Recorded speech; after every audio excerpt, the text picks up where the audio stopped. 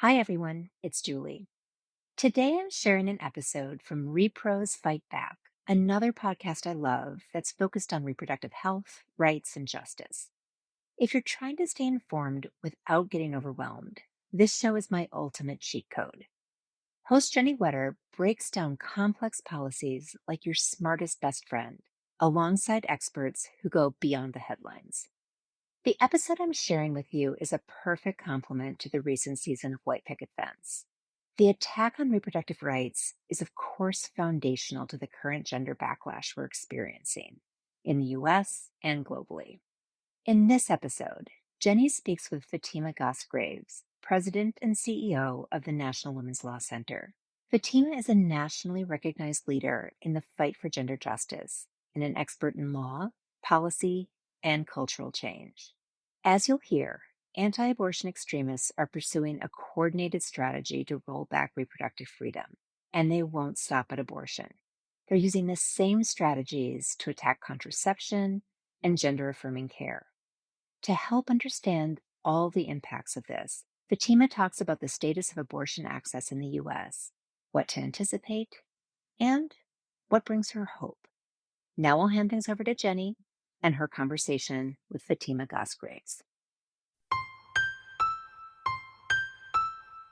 Welcome to Repros Fight Back, a podcast on all things related to sexual and reproductive health rights and justice. Hey Repros, how's everybody doing? I'm your host, Jenny Wetter, and my pronouns are she, her. So y'all, let's kick off with some housekeeping. One, I just want to mention again, our merch store. We have such cute merchandise, a lot of designs from Liberal Jane, but also from our in-house designer, Tanya. You can get t-shirts and water bottles and coffee mugs and a bag and a tote. I feel like there's some other things I'm forgetting. They're very cute. We have shared pictures on social. There's a super cute picture of Cinder giving her seal of approval to all of the merch that I ordered for myself. I have been carrying my bag around. I have worn my t-shirts that I got already. I love all of them. I love the designs, and I would love for y'all to check them out. So if you haven't visited our Bonfire store, please make sure to check it out. We'll have links in the show notes.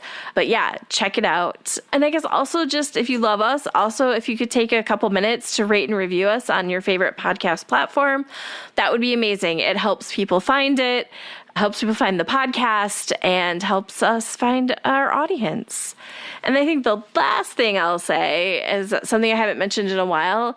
If you would like to donate to us, you can also donate to Repros Fight Back. And we still have a giveaway where if you give $25 to the podcast, you get all of our amazing Repros stickers. And if you donate $50, you get all of the stickers plus a tote bag that you cannot get through the Bonfire store that says abortion is a human right, not a dirty word. I love that bag. I carry that one around a lot. It gets lots of comments, but that one is only available for people who have donated. So make sure to donate and get your bag for free. Okay, I think that's enough housekeeping. I am really enjoying the start of fall. It's been so nice here, minus my allergies. You'll hear them coming through in some of the episodes. They're not too bad today. I get allergy-induced asthma, so I get this wheezy cough that is unpleasant, but I feel good. But I do have a little bit of a cough right now, but it's not too bad. But some of the others I recorded recently that are coming out next week, it's a little worse, so sorry, y'all. Let's see what else is going on. I feel like I am ready to bake something apple-y. I don't know what yet. I'm going to make something this weekend. Maybe an apple crisp or I don't know, maybe something kind of bread with apples in it. I don't know. I have a bunch of apples that I need to do something with, so maybe I'll do some baking this weekend. I feel like I haven't been baking as much for a while. I don't know. I feel like this year has not been the year of baking for me. It has really fallen off on what I want to do, and I miss it. I miss doing the baking, but as soon as it comes to Sunday and when I would normally do my Sunday bakes, I just haven't had the will to do it. But I need to change that because I have really enjoyed having fresh baked bread and stuff when I was doing it. So, maybe I'll turn around and do some more baking soon. I think I'm going to stop there. I don't feel like I have a lot of other things to share at the moment. I'll have a bunch coming up soon, but not right now. But I am so excited for today's episode, y'all. I have on Fatima Goss Graves with the National Women's Law Center.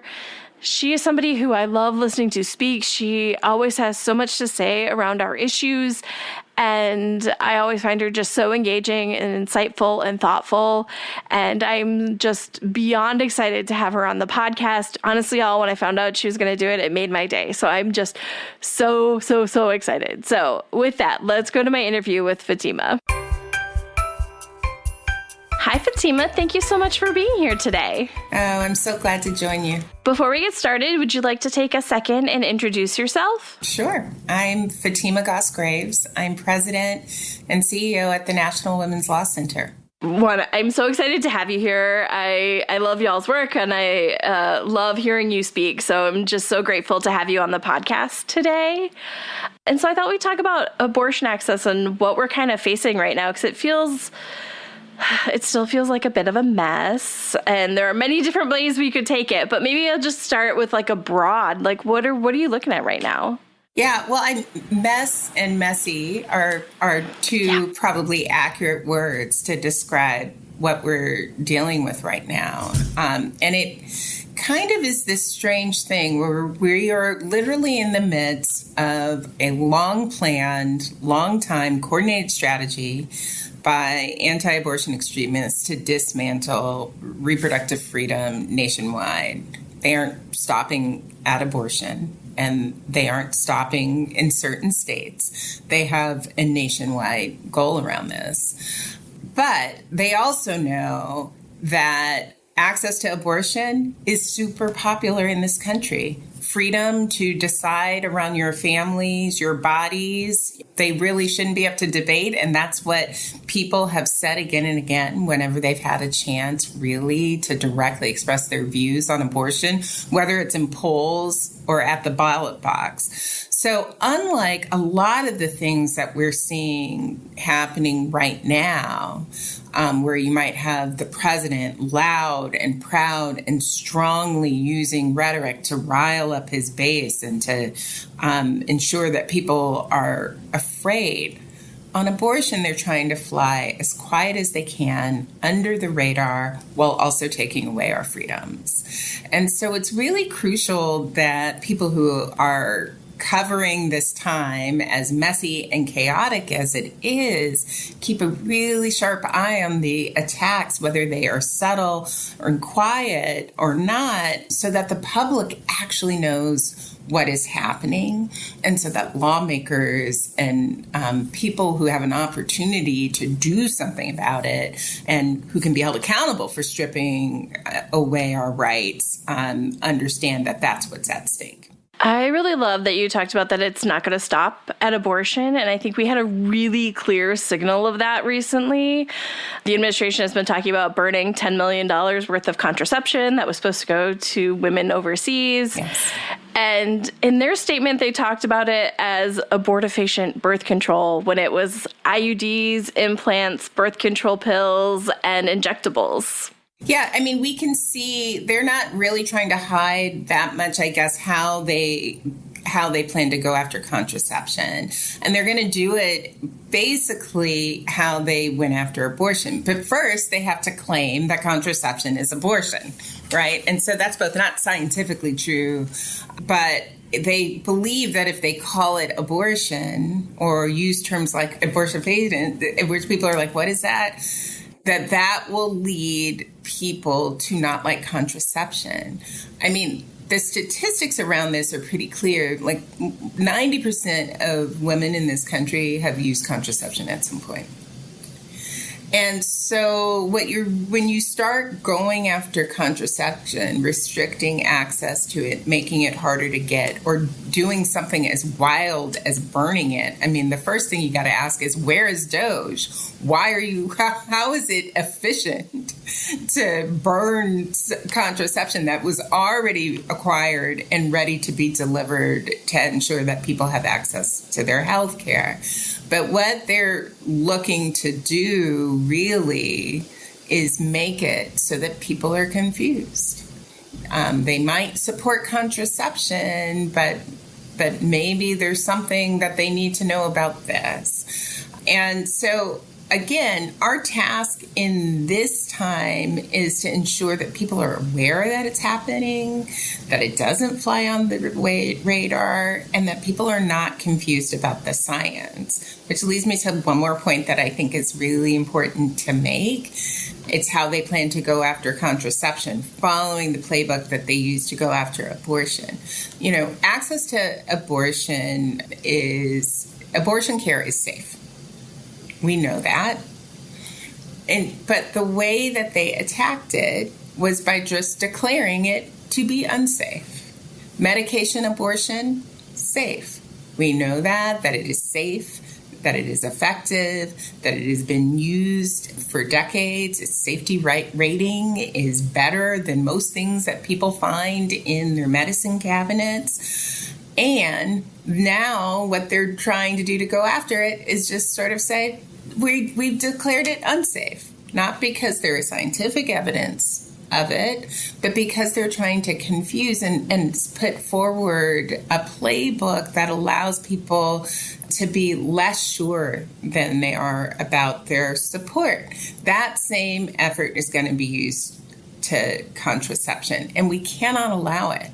We cannot allow the chaos, we cannot allow the undermining of science, and we cannot allow the total disregarding of our fundamental freedoms to lead to people not getting the critical care that they need. Yeah, it's amazing how you talk about seeing the abortion playbook being played out with contraception, because you're also seeing it being played out around gender-affirming care. That's right. You're seeing the exact same thing being done in that space, and a lot of talking heads not learning the lessons of the abortion rights movement that they need to have learned to protect gender-affirming care. That's absolutely right. We're both seeing the playbook that they use to undermine abortion care play out in gender-affirming care, but now you've had this acceleration from the administration, and they have sort of rallied around the idea that the polling around trans folks in this time, after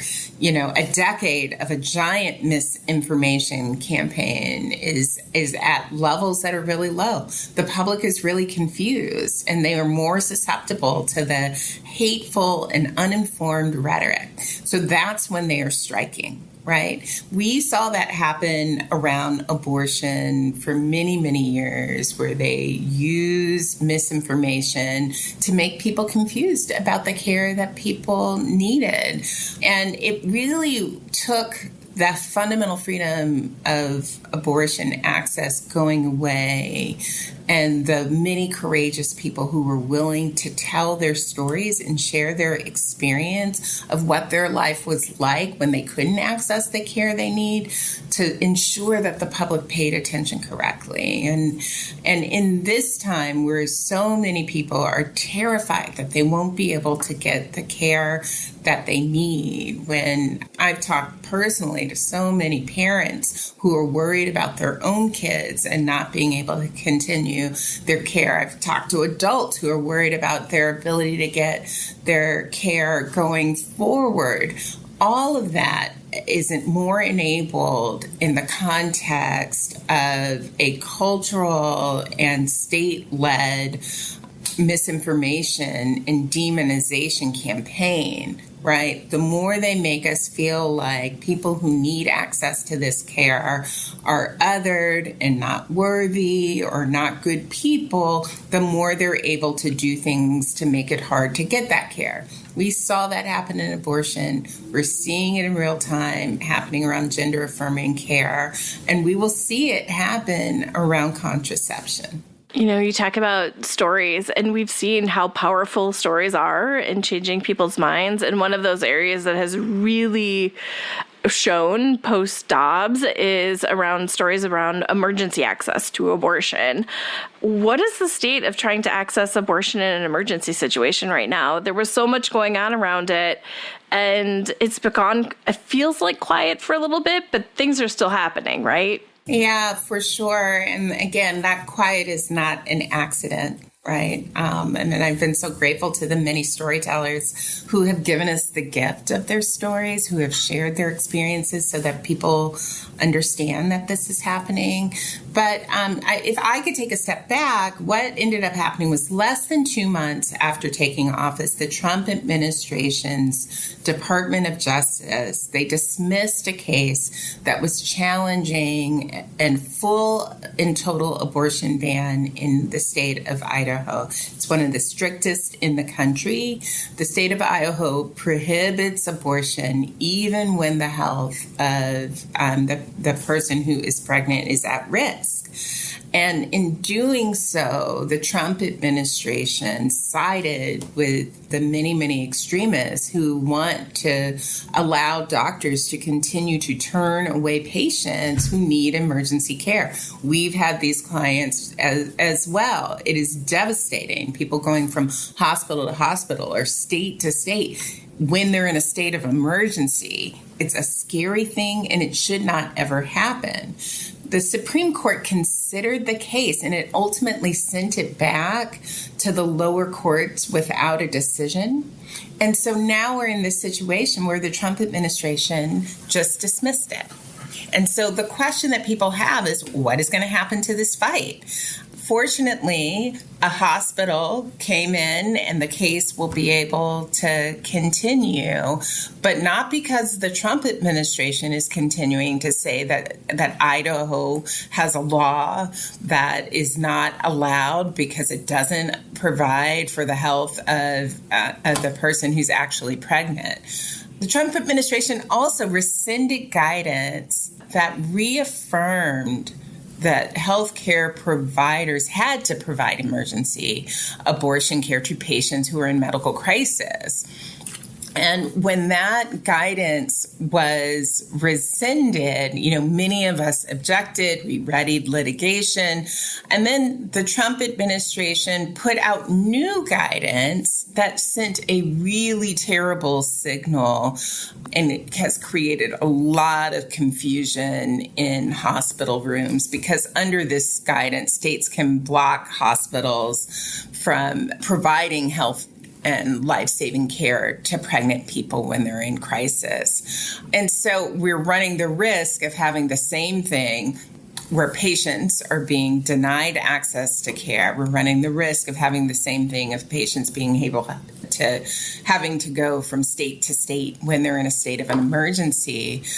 If you go back to the stories you've heard, right? The people who have shared their really harrowing experience of being in medical crisis, sometimes believing they were going to die, some being in sepsis or other conditions and not being able to get the care they need.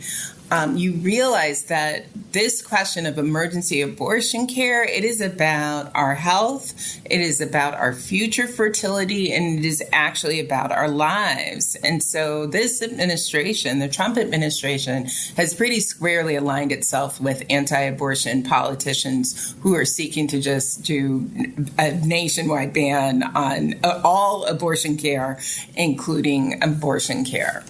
That is emergency abortion care. And I think the big thing for me is none of this is happening in a vacuum, right? We have a maternal mortality crisis in this country, particularly for Black women. We're also seeing post-Dobbs hospitals closing their OB wards. This is pushing healthcare further out of reach for pregnant people. And this is only going to compound this healthcare crisis we currently have. Yeah, it's definitely not happening in a vacuum at all. It is layered on top of a real crisis in maternal health that is worse for Black and Indigenous women, right? The rates there are especially shocking. But really, pregnancy in this country is way too uneven. And already we were having a challenge, especially in rural areas, of having enough access to medical care and maternity wards shutting down. And then over the summer, what you saw was President Trump's big, beautiful bill. We call it the big, ugly bill, because one of the things that it does is gut Medicaid. And we know that hospitals around the country will close. Almost half of all births in this country are paid for by Medicaid. And so that is going to be a challenge, not only to the individuals who are forced off of Medicaid, and, there will be millions that will lose their health coverage as a result of this bill, but the health ecosystem also isn't in a vacuum, and there will be hospitals that close, especially in rural parts of. Over the same old news cycle? Tune into Hysteria, your weekly group chat with Alyssa Mastromonaco and Aaron Ryan, where no topic is off limits. From politics to pop culture, they bring you brutally honest takes on the stories shaping our lives. From powerhouse women like AOC to wellness trends and education. No sugarcoating, no doom scrolling. Just real talk, strong women, and hope to keep moving forward. Catch Hysteria wherever you get your podcasts. And tune into their YouTube channel for full episodes and a special series. The country.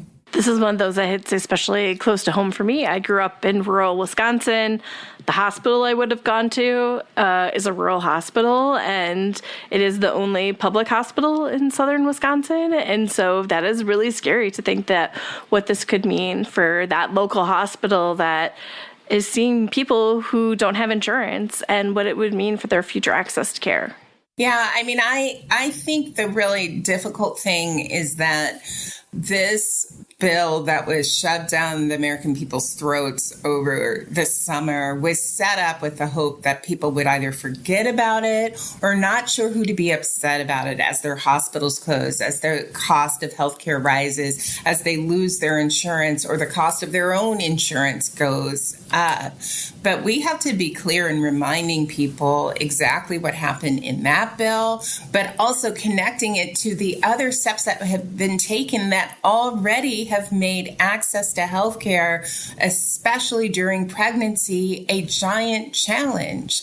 None of this is about ensuring that people can get the best care that they can. None of this is about ensuring that you are supporting pregnancy or improving birth outcomes that are well. All of this is about controlling our bodies, our freedoms, our futures.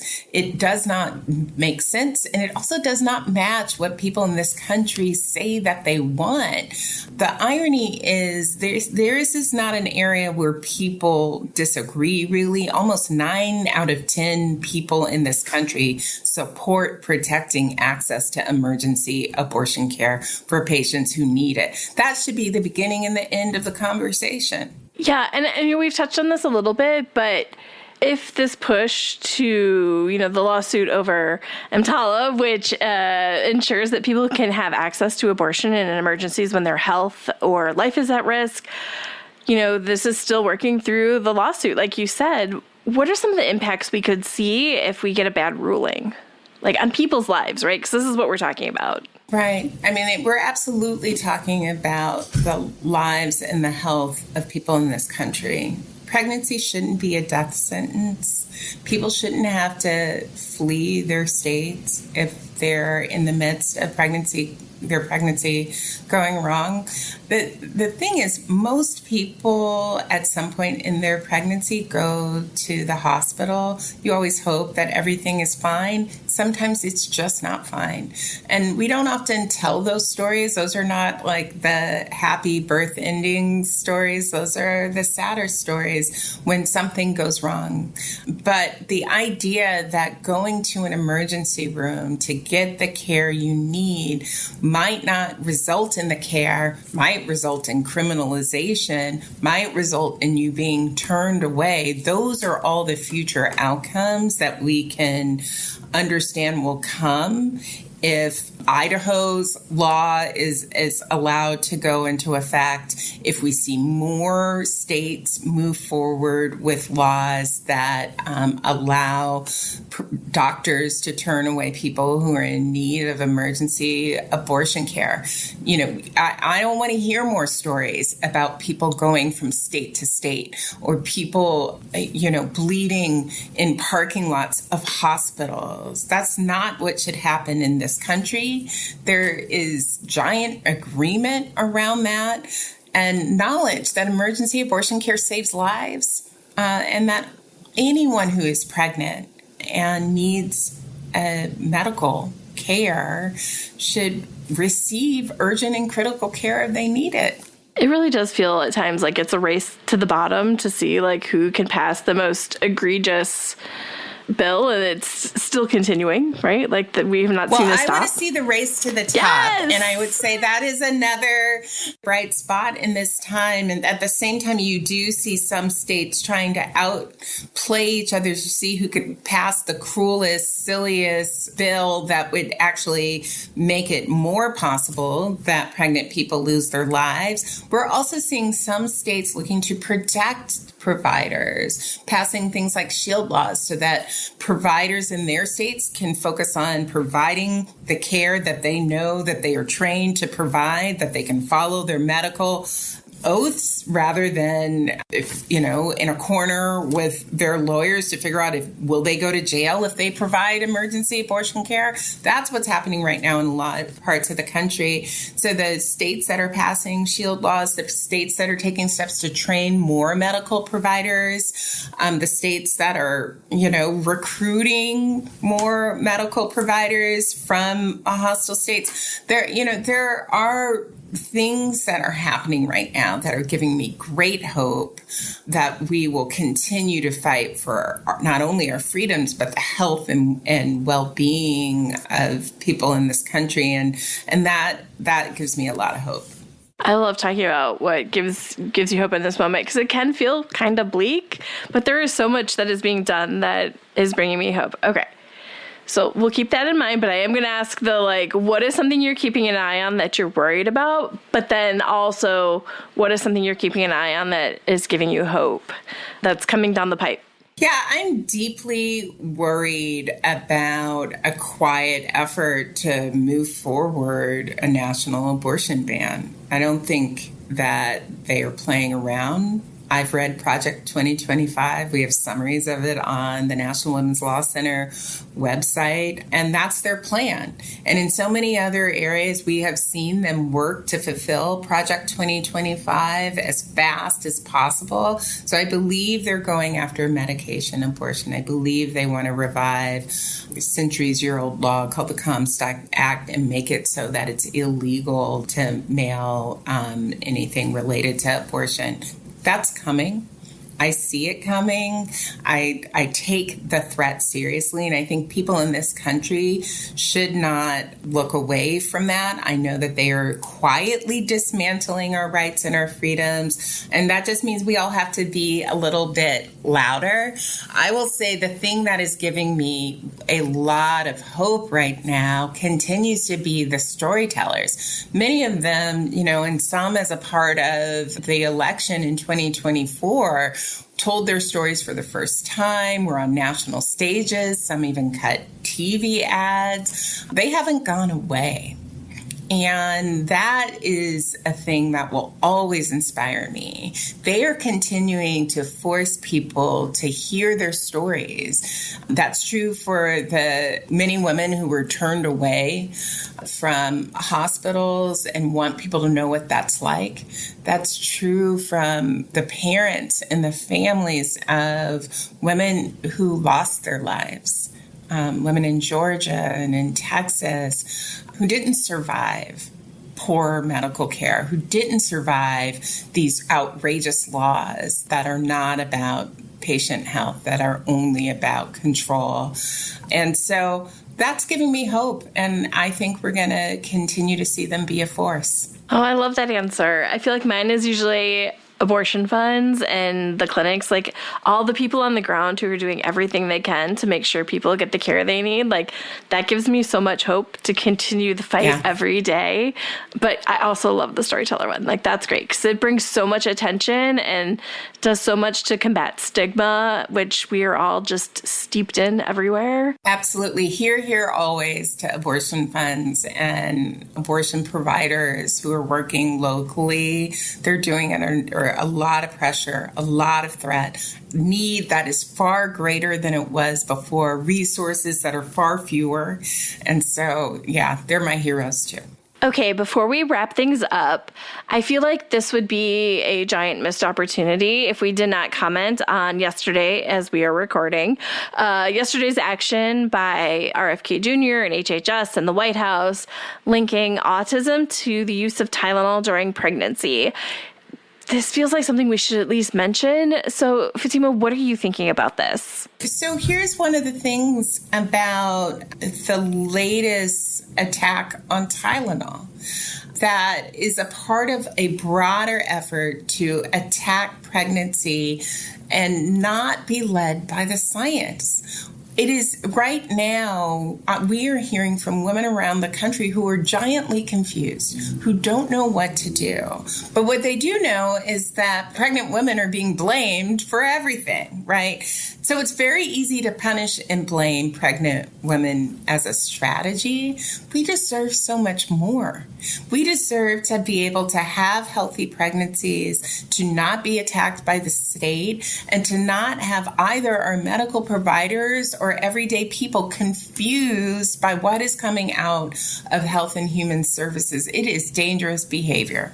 Okay, so I want to be cognizant of the time and respectful of yours, but I always like to end focusing on action, not just what's bad, but what can the audience do? How can people get involved in this moment? Well, the thing that I want everyone to take away is that they need to gather their people and share information.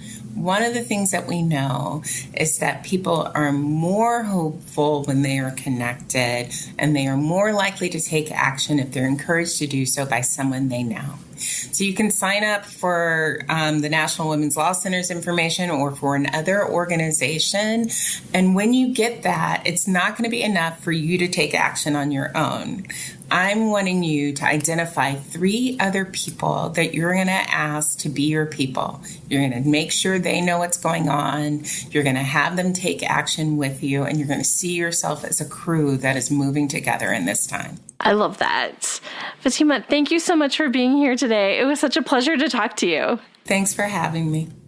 Okay, y'all, I hope you enjoyed my conversation with Fatima. I had such a great time talking to her about, honestly, a whole range of issues. So thank you, Fatima, for doing this. It was so wonderful to talk to you. And with that, I will see everyone next week. If you have any questions, comments, or topics you would like us to cover, always feel free to shoot me an email. You can reach me at Jennie, Jennie, at reprosfightback.com, or you can find us on social media. We're at Repros Fight Back on Facebook and Twitter, or Repros FB on Instagram. If you love our podcast and want to make sure more people find it, take the time to rate and review us on your favorite podcast platform.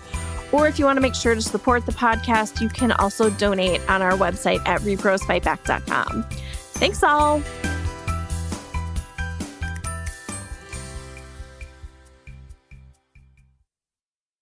I hope you enjoyed this episode of Repros Fight Back. If this episode deepened your understanding, then I highly recommend heading over to the Repros Fight Back feed to check out more episodes. Jennie brings her intelligence and empathy to every episode, so I know you'll find a lot of interesting content. Thanks for listening. This morning, a woman asked me if I wake up every morning and read the news and just totally lose my shit. That's why we're launching a new podcast. It's called How to Not Lose Your Shit. How to Not Lose Your Shit. My name is Katie Paris. I am the founder of Red Wine and Blue. We are a community of way over 500,000 women together now who are working to fight back against extremism. I'm LaFonda Cousin. In addition to being the Chief People Officer at Red, Wine, and Blue, I'm also a yoga instructor. I think we need to be real with the people that this podcast is not really going to be like an instructional guide to how not to lose your shit. I lose mine several times a week, every week. Maybe it is about trying to make a difference while losing our shit a little bit less.